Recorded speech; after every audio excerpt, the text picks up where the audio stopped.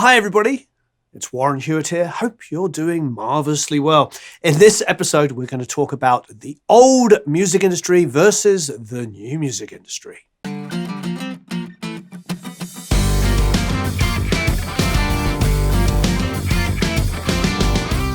Looking back now, I was very blessed that I didn't grow up in a studio system. I had to figure it out as I went. However, when I got into bands and we started recording, I was able to go to bigger studios and work with professional engineers and mixers and other musicians. And this allowed me to learn from them. I was able to apply any techniques and tips and tricks to my own recordings and mixes. And that allowed me to create a compelling portfolio, and that springboarded my career into what it is today. It's that ability to learn from others that is absolutely huge, whether it be looking over the shoulder of a great mixer, a great engineer, being that annoying guy in the band, which I certainly was, that would ask questions like, why did you do that? And why did you put the mic over there? Coming up using 4-track cassettes, using ADATs, half-inch, quarter-inch, 8-track, 16. I even had a 24-track MSR 1-inch tape machine. I did all of the things that you do, made all the mistakes that you do. But then I was blessed because I got into bands that got signed and made records with great people like Don Smith, Dave Jordan, Jack Douglas. All of these people I learned from. Now, unfortunately, those opportunities are few and far between. For instance, when I got the opportunity to work with Dave Jordan and Brian Colstrom, it was at an incredibly opportune moment in the music industry. Records were still selling. It was the late 90s, 98, 99. In fact, it was actually a transition of December 98 into January 99. We recorded all the basics on 24-track 2-inch tape, and then we dumped it into this seemingly newfangled thing, Pro Tools. We were able to choose takes that we liked and comp them together, take out drum fills, and do very basic kind of editing, stuff that we would have done on tape in the past, but which was so much faster inside of a DAW. It was a great time for me because I learned from guys like Dave and Brian.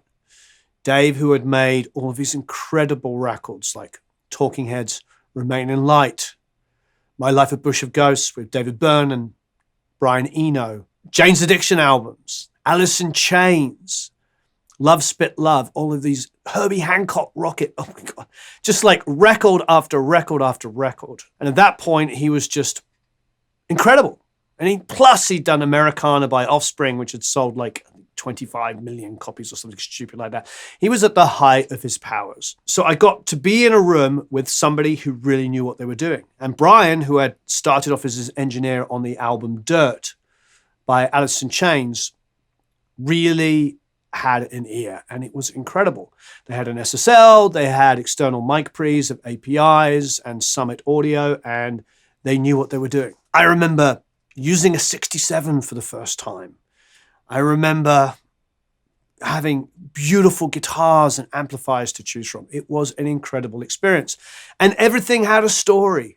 Everything they did, they explained to me how they did it and why they did it and who they had done it with before and the reason why they put the mic in this position and the reason why this acoustic was going to be the best sound here. It was just absolutely beautiful. It was a time when budgets were big and rock and roll and guitar music still meant something. So I was blessed to have that opportunity to spend 6 weeks with two masters of music. But today's music industry is much different to the way it was back then. If you want to learn now, recording studios are few and far between. Getting signed in a rock and roll band to make an album for 6 weeks with world-class producers and engineers is, it just doesn't happen. There aren't the budgets for that. In big, beautiful studios with 24-track machines and 2 inches and SSLs to mix and all these. That is few and far between. There are places that have that kind of equipment, but you're making a record in 3 days. And the biggest difference actually is that we didn't have home studios. I mean, I did because I'd come from having home studios, but now every musician I know, every songwriter has a home studio setup. They have a little 2-input or 4-input system. They have a lot of incredible plugins and speakers, and they're making music at home. In those days, it was really just, a community of friends and professionals at larger studios where they maybe worked or interned at, and they taught each other. They got to make records with other great engineers and producers, and they all learned from each other. That way they could grow together. And it was kind of a closed shop, to be quite frank. You either had a 4-track cassette or an ADAT, or you were in a studio with several $1 million worth of gear. There was nothing in between, very little in between. So for those few people that did get to work at studios, that started as interns, went on to be runners, and then eventually became assistant engineers, they were allowed to drastically improve their skills in a very short period of time. And they got to be able to make names for themselves in the industry because they would assist on big records that would go off and sell really well. And then maybe the engineer was ill one day, so they engineered that day, and suddenly they've got a second engineer credit. This is how people traditionally built their careers. For me, the most important thing, the crucial thing, is to surround yourself with a group of talented, like-minded people who will encourage and support you. So over the last 5 or 6 years, we've been building a community of like-minded, supportive audio professionals, some of which have gone on from hobbyists to full-time engineers, mixers, and producers. It's called the Produce Like a Pro Academy, and it was built on a foundation and experience of an old music industry, but was infused with today's best practices. It's also the closest thing you'll get to working alongside some of the greats in our industry. And having this community supports us in our journey and allows everyone involved in this journey to grow together.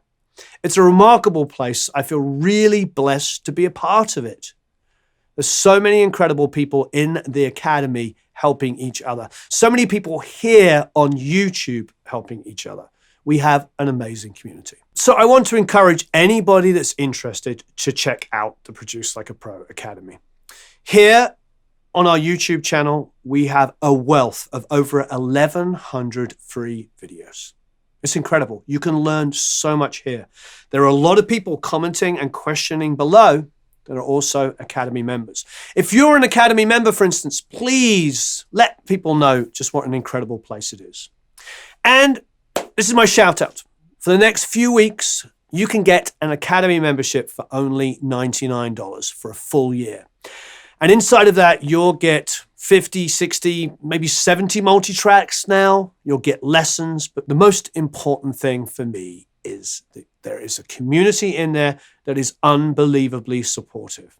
We fast-track people from average producers, engineers, mixers to really high-level stuff pretty darn quickly.